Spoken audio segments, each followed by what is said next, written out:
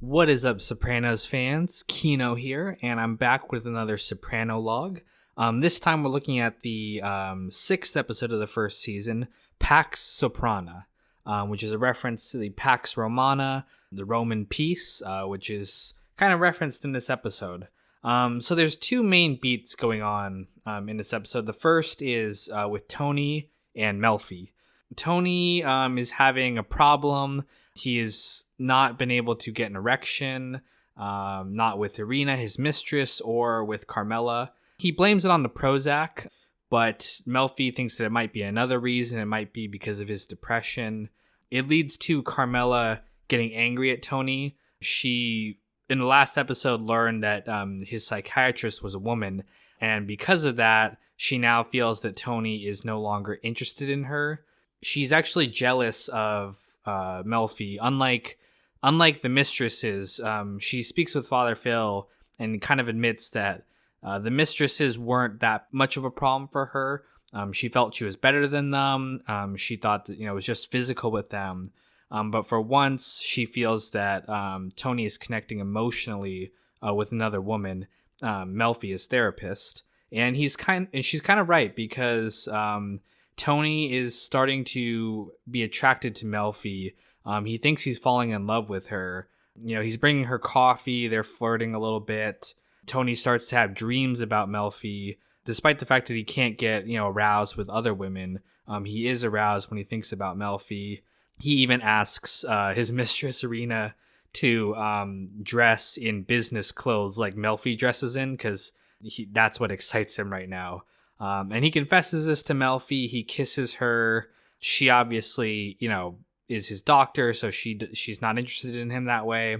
He steals her car. She's having car problems, and he steals the car and fixes it for her as a gesture of love, which she is obviously upset by because that's invading her privacy.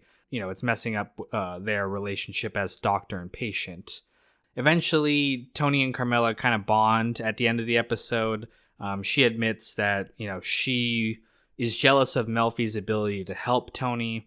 And Tony tells her that, no matter what, she is the most important thing in his life, which is a little bit of a lie in the sense that Tony was saying, there's nothing there between me and Melfi.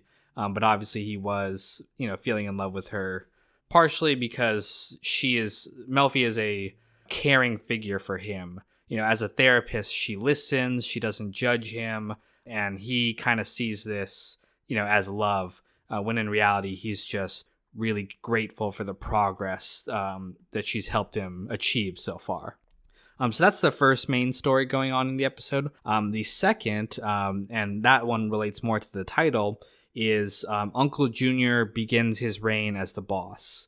So 2 episodes ago, he got the title of boss, and now he's starting to act on it. The first thing he does is Junior learns that his tailor's grandson died from drugs caused him to kill himself. And it's a really funny scene because Mikey is, insensitive as always. He's telling the story of how the grandson died going over the falls and his head got bashed in, and he's completely not realizing that this is very upsetting to the old man. But Junior has Mikey kill the drug dealer. Mikey has a funny line actually during that bit, which is he tells the guy, "I'm gonna cut you a break. When I toss you over, if you can fly, I won't shoot you down," which is really funny. Just a piece of shit thing to say to the guy. But that rubs the capos the wrong way because the drug dealer was a big earner for Larry. Another thing Junior does is he sends his guys to this card game, and they break it up and they beat up the guy running it because the guy's not paying anyone. That guy is a friend of Jimmy's. So again, that rubs the capos the wrong way that Junior's stepping in on their guys and their territory. Junior also taxes Hesh. He does this because Livia suggests it. She wants to get back at Tony for putting her in the home, and Tony has a really great relationship with Hesh. So Livia suggests to Junior that he taxes Hesh. And again, we can see that Livia pretty much has control over Junior. She can manipulate him to do whatever she wants. And this is the first time we're introduced to Johnny Sack. He's not referred to as the underboss of the Lupertazis in this episode. I don't think we'll get mention of the Lupertazis till around season 3. But we're introduced to the New York families through Johnny. Tony goes to Johnny to basically work out a deal for Hesh. He can't reveal to his uncle that he's the one secretly running things. So he has Johnny Sack appear as the mediator in that conflict and get him to lower the tax on Hesh, which is exactly what Tony wants. Then Tony talks to Junior about Augustus. So that's where the title of the episode comes from. The Pax Romana, which means Roman peace, is a time of great peace in the Roman Empire after Augustus became emperor. And Tony is talking to Junior about being a fair leader like Augustus. It's funny, Junior doesn't really understand it. And then Tony has to tell a more vulgar example with a joke. It's about a father bull and a son bull. It actually comes from the movie Colors, I think. But the joke is that don't try to rush to get what you want. Be patient and you'll get a lot more.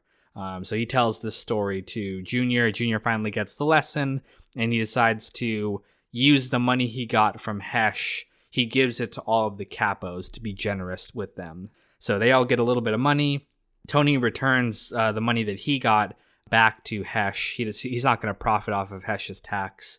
And he talks to Hesh about Junior being boss. He wants Junior to be a good boss, and he says it's because he doesn't want the title. But Hesh can clearly see that Tony is lying, and Tony really does want the title. Not to mention the fact that he is the boss, the secret boss right now, but still. So Tony is definitely interested, but he wants Junior to be the lightning rod in case trouble comes down. Which at the end of the episode we can see is going to happen because the FBI are watching them at their meeting. They're taking pictures. There's a great song playing while all this is happening. We can see that Tony's plan is working because the FBI fully believe that Junior is the boss.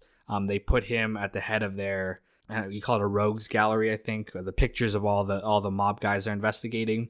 But we can see that Junior is going to get into some trouble because the FBI are focusing on him. So yeah, that is the Pax Soprana. We got a lot going on in this episode, and yeah, we're almost done with, or about halfway done with season 1. So yeah, excited. Can't wait to keep going. And tune in next time for the next Soprano log. Coming soon.